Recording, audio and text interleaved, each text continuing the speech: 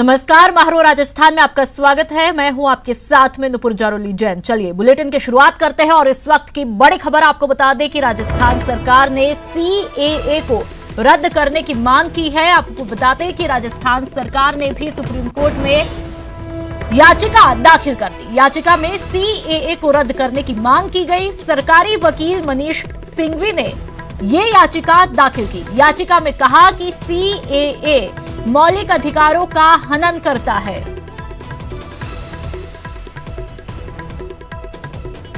तो इस वक्त की अहम खबर, राजस्थान सरकार ने सीएए को रद्द करने की मांग की है और इसके लिए राजस्थान सरकार ने सुप्रीम कोर्ट में याचिका भी दाखिल कर दी।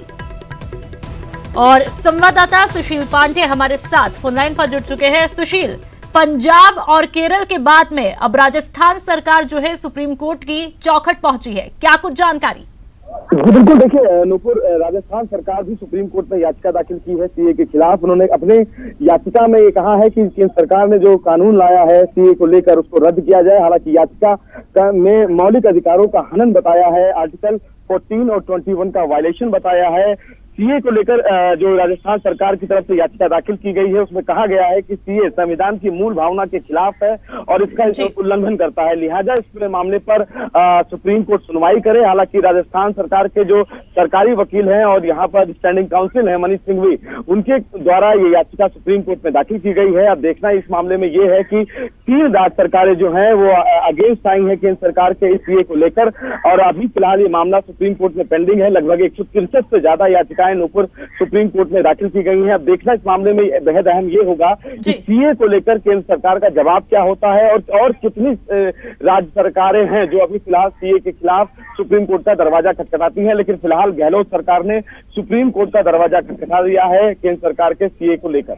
बिल्कुल, और शायद यही एक वजह भी है सुशील की मुख्यमंत्री अशोक गहलोत शुरुआत से ही सार्वजनिक मंचों पर सीएए को पूरी तरह से पक्षपाती बताते हुए आए हैं। तमाम जानकारियों के लिए बहुत बहुत शुक्रिया। और चलिए बात सीएम गहलोत की, जो कि बाड़मेर की पचपदरा पहुंचे हुए हैं, जहां वो रिफाइनरी प्रोजेक्ट निर्माण का उन्होंने जायजा लिया, जिसके बाद में अधिकारियों के साथ में बैठक की और अब तक हुए कामकाज का फीडबैक भी लिया। तो मुख्यमंत्री अशोक गहलोत बाड़मेर के पचपदरा पहुंचे हुए हैं, जहां रिफाइनरी प्रोजेक्ट निर्माण का उन्होंने जायजा लिया, इस प्रोजेक्ट की पूरी जानकारी जुटाई और उस दौरान उनके साथ में तमाम दिग्गज और अधिकारी भी मौजूद रहे और जिसके बाद में अधिकारियों के साथ में बैठक की। बैठक में विचार विमर्श किया गया और क्या कुछ अब तक कामकाज हुआ है उसका भी फीडबैक लेते हुए मुख्यमंत्री अशोक गहलोत दिखाई दिए। तो आज का बाड़मेर दौरा कई मायनों में बाड़मेर की जनता के लिए भी बेहद खास रहा। आज मुख्यमंत्री अशोक गहलोत बाड़मेर पहुंचे और मिशन रिफाइनरी पर उन्होंने जायजा लिया। पचपदरा पहुंच करके इस पूरे प्रोजेक्ट का जायजा लिया, अच्छे से जांचा परखा कि अब तक किस तरह के कामकाज इस प्रोजेक्ट पर हो चुके हैं और आगे क्या कुछ किया जाना है। इसको लेकर के उन्होंने एक बैठक भी की, जो कि कई मायनों में खास रही। इस बैठक में तमाम अधिकारी मौजूद रहे और संवाददाता ललित हमारे साथ फोनलाइन पर जुड़ चुके हैं। ललित, क्या कुछ इस बैठक में खास रहा? देखिए नुपुर, बैठक चल रही है। एचपीसीएल के अधिकारी अब तक के जो निर्माण कार्य हुए हैं उसका समीक्षा हो रही है। अधिकारी अब तक बता रहे हैं सीएम को कब तक कितना काम हो चुका है और आगे की कार्य योजना क्या है। बहरहाल मुख्यमंत्री यहाँ पहुंचे हैं, अभी मीटिंग चल रही है अंदर रिफाइनरी स्थल के अंदर। एक अस्थायी कैंप बना है, उसके अंदर मीटिंग चल रही है। हरीश चौधरी मंत्री साथ में मौजूद हैं, स्थानीय विधायक मदन प्रजापत यहाँ मौजूद हैं और तमाम एचपीसीएल के अधिकारी मुख्यमंत्री को पूरे कामकाज का ब्यौरा दे रहे हैं। जी बिल्कुल ललित, क्या माना जाए कि इस बैठक के बाद में इस प्रोजेक्ट को और गति मिलेगी? ललित, देखिए, दूसरी बार मुख्यमंत्री अशोक गहलोत समीक्षा कर रहे हैं रिफाइनरी प्रोजेक्ट की, और ऐसे में इससे कुछ महीने पहले फिर वो आए थे, तब बाउंड्री वॉल का काम चल रहा था। अब तमाम तरह के काम में विस्तार हुआ है, तो खुद दूसरी बार यहाँ पे समीक्षा कर रहे हैं। तो निश्चित तौर पर बहुत गंभीर है मुख्यमंत्री इस प्रोजेक्ट को लेकर। काफी बड़ा प्रोजेक्ट है राजस्थान के लिहाज से, और कई रोजगार के अवसर बढ़ेंगे। जी चलिए, तमाम जानकारियों के लिए बहुत बहुत शुक्रिया ललित। और निकाय चुनाव से जुड़ी बड़ी खबर आपको दे दे, स्वायत्त शासन विभाग जाएगा हाईकोर्ट। चुनावों की तारीख को लेकर डीएलबी जाएगा कोर्ट। कोरोना वायरस के चलते हाईकोर्ट जाने की तैयारी की जा रही है। चुनाव आयोग चुनावों की तारीख को लेकर स्पष्ट कर चुका है। राज्य सरकार चुनावों की तारीख को लेकर कोर्ट जा सकती है। तो निकाय चुनाव से जुड़ी अहम खबर, स्वायत्त शासन विभाग हाईकोर्ट जाएगा। और संवाददाता लवली हमारे साथ फोन लाइन पर जुड़ चुके हैं। लवली, क्या कुछ अपडेट? देखिए, मैं आपको बता दूं, इस वक्त का जो सबसे बड़ा अपडेट यही है कि निकाय चुनाव की तारीख का जो है वो आगे खसक सकती है, क्योंकि कोरोना वायरस का जो असर है उसको लेकर के जो तमाम जिला कलेक्टर्स का जो फीडबैक आया था, उसके बाद में आज स्वायत्त शासन विभाग के स्तर पर मंथन किया गया, जब निर्वाचन विभाग ने दो टूक शब्दों में कह दिया कि वो किसी भी सूरत में निर्वाचन की जो तारीख है उसे नहीं बदला, क्योंकि हाईकोर्ट के निर्देश हैं। तो ऐसे में अब बसता यही है कि स्वायत्त शासन विभाग खुद ही कोर्ट जाकर के इस पूरे मामले की पैरवी करे, और जनता का जो पक्ष है कोरोना वायरस को लेकर के, किस तरह से महामारी फैल रही है, वो कोर्ट में रखा जाएगा, कोर्ट के समक्ष रखा जाएगा। अब कोर्ट में कल ये रिट एक्सेप्ट होती है नहीं होती है, कोर्ट खुलने पर पता लगेगा। लेकिन फिलहाल स्वायत्त शासन विभाग की जो लॉ शाखा है वहां पर मंथन चल रहा है। तमाम जो अधिकारी हैं उन्होंने मंत्रियों के साथ में बैठक की है, और मंत्री ने भी निर्देशित यही किया है कि जनता के हितों का ध्यान रखा जाए। चुनाव आगे पीछे हो सकते हैं, लेकिन जो वायरस का जो जिस तरह से कहर है, लगातार पॉजिटिव मरीजों की संख्या बढ़ रही है, उसे रोकने के लिए सरकार जो है वो पूरी तरह से अब चुनाव को रोकने के लिए तमाम जो तो लवली, कोरोना वायरस का असर यहाँ पर भी देखने को मिल रहा है। तमाम जानकारियों के लिए बहुत बहुत शुक्रिया। और चलिए बात अलवर की, जहां पर बानसूर थाना इलाके के बुटेरी टोल नाके पर बदमाशों ने लूट और फायरिंग की वारदात को अंजाम दिया है। बीती रात करीब 6 से ज्यादा हथियारबंद बदमाशों ने टोल नाके पर तोड़फोड़ की और टोल कर्मियों के साथ में मारपीट कर करीब 20,000 रुपए लूट लिए। और तस्वीरें भी आपकी टीवी स्क्रीन पर। इस दौरान बदमाशों ने 2 राउंड फायरिंग की और फरार हुए। सूचना मिलने पर पुलिस मौके पर पहुंची, जांच की और अब बदमाशों की तलाश में जुटी है। और लाल घेरे में आप साफ तौर पर देख सकते हैं। आपको बता दें कि बुटेरी टोल नाका 3 दिन पहले ही शुरू किया गया है। बंदे थे, एक बोलेरो तो एक थार थी, 2 गाड़ी में हथियार लैस होके आए थे। उनके हाथों में सरिये थे, हथियार भी थे। और उन्हें एक ने तो जो बूथ पे बैठा हुआ था, बूथ कैशियर, उसके पास में लगाई एक गाड़ी हमारी गाड़ी के पास में लगाई। तो उन्हें बूथ वाले से करीबन 15 या 20,000 के आसपास कैश था, वो ले गए।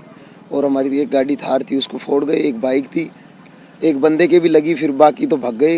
वो ज़्यादा देर नहीं रुके, एक फायर भी किया था। तो उन्होंने जो वहाँ टोल कर्मी बताया कि साहब ये हमने 2-1 दिन पहले ये टोल चालू किया है प्राइवेट गाड़ियों के कलेक्शन के लिए, टोल वसूली के लिए।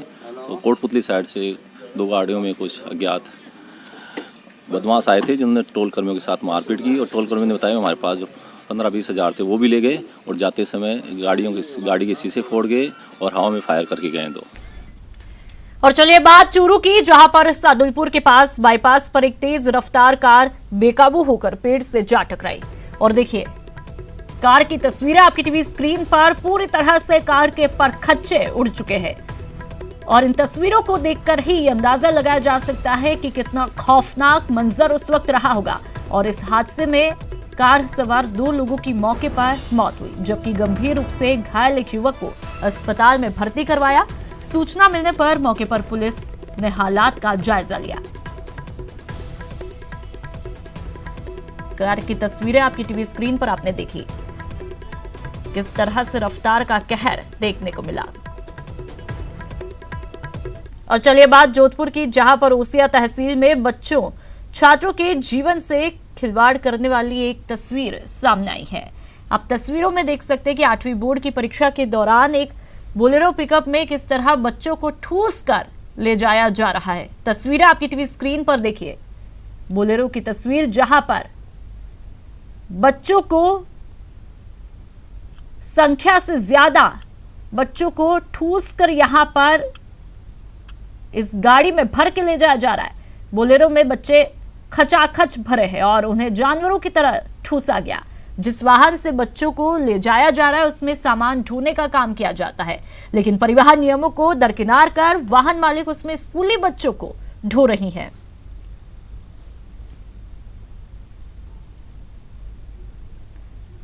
और चलिए बात बीकानेर की, जहां पर नोखा इलाके में चोरों ने एक बंद मकान को निशाना बनाते हुए 50,000 नकदी के साथ में सोने और चांदी पर हाथ साफ किया। बताया जा रहा है कि पीड़ित परिवार एक शादी में गया हुआ था और जब आज घर लौटा तो देखा कि चोरों ने घर की अलमारी सहित बॉक्स का ताला तोड़कर नकदी सहित गहनों को साफ किया।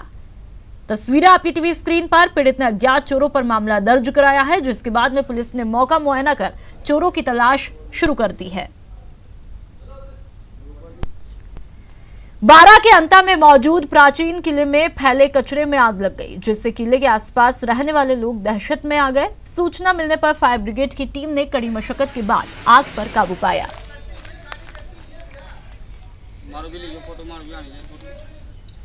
ये अपने थाने पे कोई सूचना आई थी कि खाईपाड़ा में आग लगी हुई है, तो हम यहाँ से थाना से रवाना होकर पहुंचे तो वहाँ पता लगा कि पुराना गेट है, उसके अंदर आग लगी हुई थी। वहाँ देखा तो आग लगी हुई थी। फिर फायर ब्रिगेड को फ़ोन करके फायर ब्रिगेड बुलाई और उसको बुझाई। बारा के सीसवाली में आबकारी विभाग की टीम ने अवैध तरीके से शराब की बिक्री के खिलाफ कार्रवाई को अंजाम दिया। टीम ने मौके से 6 पेटी देशी शराब और बियर की बोतलें जब्त की है और 2 लोगों को गिरफ्तार किया। गौरतलब है कि पंचायत चुनाव के मद्देनजर शराब की बिक्री पर लगी पाबंदी के बाद भी अवैध तरीके से शराब बेची जा रही थी।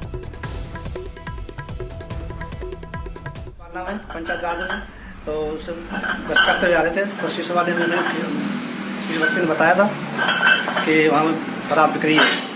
तो हम यहाँ आए तो कमरा में दुकान के कमरे में गुस्सा दिखाया तो हमको देख के फिर भाग गया। डूंगरपुर में पुलिस ने शराब माफिया के खिलाफ बड़ी कार्रवाई को अंजाम दिया। बिच्छीवाड़ा पुलिस ने कार्रवाई करते हुए 50 कार्टन अवैध अंग्रेजी शराब के साथ में एक तस्कर को गिरफ्तार किया। शराब की कीमत 5 लाख रुपए बताई जा रही है।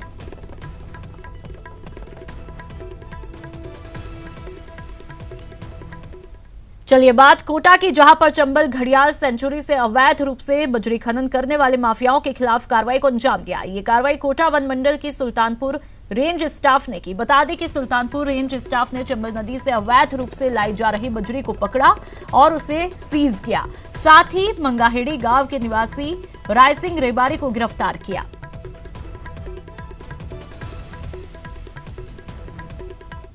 कोटा के महावीर नगर में बदमाशों के हौसले बुलंद है। यहां बदमाशों ने घरों के बाहर खड़ी 4 से 5 कारों के शीशे तोड़े और वहां से फरार हुए। वारदात के बाद स्थानीय निवासी सौरभ सहित कई लोगों ने थाने में मुकदमा दर्ज करवाया। आपको बता दें कि बदमाशों ने संतोष नगर इलाके में भी घर के बाहर खड़ी बाइक और कार में तोड़फोड़ की। महावीर नगर थाना पुलिस पूरे मामले की जांच में जुटी है। थाने में रिपोर्ट दी तब पता लग रहा है कि संतोषी नगर में भी उनने एक मोटरसाइकिल वगैरह तोड़ी है और एक बदमाश को पकड़ चुका है। पल्सर 220 है। स्पीड ये है कि 40-50 की स्पीड थी, अच्छी स्पीड थी उनकी। नशे की तो अब ये पता नहीं है और आवाज काफी तेज थी उसमें, साइलेंसर। और अब खबर करौली से, जहां पर करणपुर पुलिस ने 3 फरार आरोपियों को गिरफ्तार करने का दावा किया, जो कि 14 महीने से फरार चल रहे थे। इन्हें पुलिस ने करणपुर गैस गोदाम के पास से गिरफ्तार किया। करणपुर पुलिस थाने में आरोपियों के खिलाफ जानलेवा हमला करने का मामला दर्ज है। पुलिस ने आरोपियों से हमले में इस्तेमाल किए गए धारदार हथियार भी बरामद किए। आज दिनांक 15/3/2020 को न्यायालय से 14 माह पूर्व फरार आरोपी थे दिनेश, निरंजन और लालाराम। ये 14 माह से फरार चल रहे थे। इनकी काफ़ी तलाश की गई, ये पकड़ में नहीं आ रहे थे। आज मुखबिर की सूचना पर इनको गिरफ्तार किया है। कल न्यायालय में पेश करूंगा। इनके कब्जे से हथियार भी बरामद किए गए। और अब खबर बांसवाड़ा से, जहां पर पोस्ट ऑफिस में चल रहे पासपोर्ट सेवा केंद्र में काम करीब 1 हफ्ते से ठप पड़ा है। यहां ना तो किसी का पासपोर्ट बनाया जा रहा है और ना ही पासपोर्ट रिन्यूअल किया जा रहा है, जिसकी वजह से खाड़ी देशों में काम करने वाले सैकड़ों लोगों को काफी परेशानियों का सामना करना पड़ रहा है। पासपोर्ट बनाने का काम ठप क्यों पड़ा है, इस बारे में लोगों को जानकारी भी नहीं दी जा रही। बोल रहे हैं सर्वर बंद करके भगा देते यहाँ से। आज भी 2 बार राउंड कर चुका हूँ, अभी भी ये बोल रहे हैं कि सर्वर बंद है, सर्वर शुरू नहीं हुआ है और मेरा पासपोर्ट एक्सपायर होने वाला है और जल्द से मुझे इसको रिन्यू करवाना है। और 1500 रुपये जो चार्ज है, मेरा लास्ट अपॉइंटमेंट है, अगर वो खत्म हो गया अब तो मुझे और 1500 रुपये डबल भरने पड़ेंगे। पोस्ट ऑफिस वालों का फॉल्ट है। पोस्ट ऑफिस वाले डिपार्टमेंट में गए तो वो कह रहे कि हमारे जयपुर से कोई आईडी नहीं बन के आई है, तो हम इन दोनों के चक्कर में एक दूसरे को फॉरवर्ड कर रहे हैं कि ये इनकी समस्या है, वो ये कह रहे हैं उनकी समस्या है। ब्रेक के बाद आपका स्वागत है। प्रदेश में 3 सीटों पर होने वाले राज्यसभा चुनाव के लिए विधानसभा में दाखिल नामांकन पत्रों की जांच हुई, जिसमें 4 प्रत्याशियों के नामांकन पत्र सही पाए गए। 4 प्रत्याशियों ने कुल 13 नामांकन पत्र दाखिल किए थे। अब 18 मार्च को नाम वापस लेने की अंतिम तिथि है। नामांकन पत्रों की जांच के दौरान कांग्रेस की तरफ से चिकित्सा मंत्री डॉक्टर रघु शर्मा, मुख्य सचेतक महेश जोशी, उप मुख्य सचेतक महेंद्र चौधरी समेत कांग्रेस के एक प्रत्याशी नीरज डांगी मौजूद रहे, तो वहीं बीजेपी के दोनों प्रत्याशियों के अलावा नेता प्रतिपक्ष गुलाब चंद कटारिया और अन्य नेता मौजूद रहे। इस दौरान चिकित्सा मंत्री डॉक्टर रघु शर्मा ने नेता प्रतिपक्ष और बीजेपी के दूसरे प्रत्याशी ओंकार सिंह लखावत से आग्रह किया कि बीजेपी के पास दूसरे प्रत्याशी के हिसाब से संख्या बल नहीं है। डॉक्टर रघु शर्मा ने कहा कि राजस्थान की इस तरह की परंपरा नहीं रही है। फॉर्मली नेता प्रतिपक्ष को और जो हमारे चौथे उम्मीदवार के रूप में आदरणीय ओंकार सिंह जी लखावत साहब ने पर्चा भरा है भारतीय जनता पार्टी की तरफ से, मैंने उनको जरूर रिक्वेस्ट किया है कि भी संख्या बल आपके पास है नहीं और इसमें जो पॉलिटिकल पार्टी के विधायक हैं उनकी स्ट्रेंथ हमारे पक्ष में है, तो ये राजस्थान की परंपरा भी नहीं रही है कि हम बिना बात कोई चुनाव की स्थिति पैदा करें। नामांकन सारे सही पाए गए और हम उम्मीद करके चलते हैं कि भारतीय जनता पार्टी के नेता समझदारी का परिचय दें। स्वास्थ्य मंत्री हमारे रघु शर्मा जी ने उन्हें ऑफर भी दी है कि आप इस बात को समझें कि जो संख्या बल है उसके हिसाब से निर्विरोध चुनाव हो तो ज़्यादा ठीक है। पाली में भ्रष्ट पुलिसकर्मी का वीडियो वायरल हुआ। आपको बता दें कि दुकानदार को बिना पैसे दिए खिलौने उसने खरीदे, अपने बच्चों के सामने दुकानदार पर रौब जताया और ये वीडियो आपकी टीवी स्क्रीन पर देखिए। भ्रष्ट पुलिसकर्मी का ये वीडियो कि किस तरह से दुकानदार को बिना पैसे दिए खिलौने ये खरीदने की जहमत उठाता है और पुलिसकर्मी का बच्चा भी उनके साथ मौजूद है और अपने बच्चों के सामने दुकानदार पर रौब जताता है, दुकानदार को अश्लील गालियां भी देता है। पाली के कंटालिया गांव का ये वीडियो बताया जा रहा है। पैसे मांगने पर दुकानदार को चौकी ले जाने की धमकी ये पुलिसकर्मी देता हुआ दिखाई दे रहा है।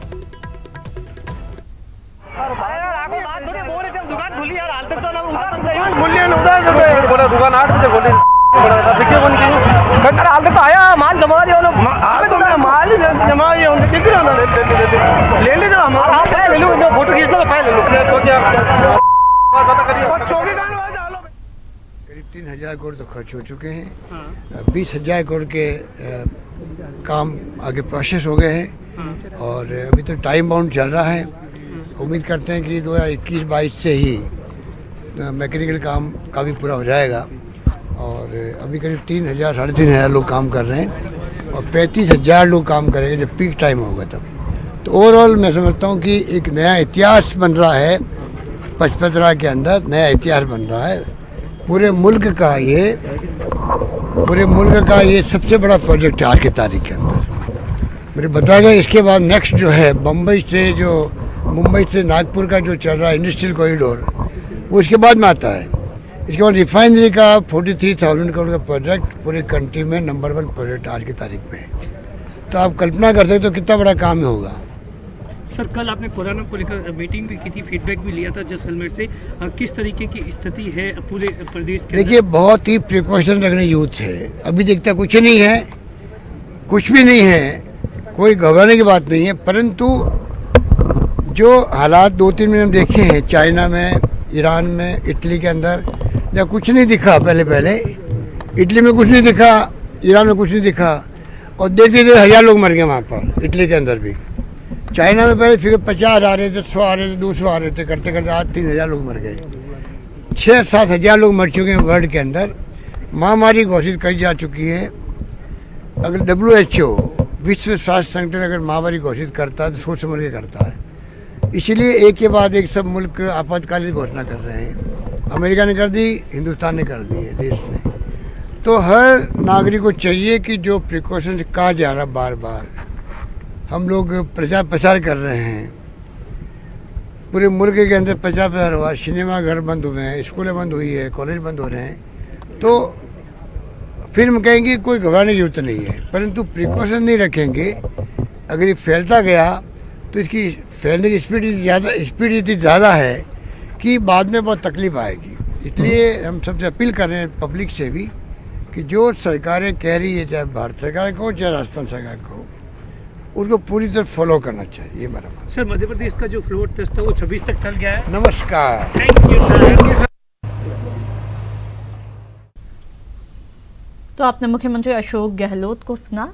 चलिए अब रुक करते हैं अगली खबर का। प्रदेश के चिकित्सा एवं स्वास्थ्य मंत्री डॉक्टर रघु शर्मा का कहना है कि राजधानी जयपुर के सवाई मानसिंह अस्पताल में कोरोना वायरस के इलाज के लिए भर्ती मरीजों को जिस प्रकार से HIV, स्वाइन फ्लू और मलेरिया की दवा से ठीक किया गया वह काबिले तारीफ है। डॉक्टर रघु शर्मा ने कहा कि चिकित्सकों ने कोरोना के इलाज के लिए जो ये प्रयोग किया वो पूरी दुनिया के सामने है।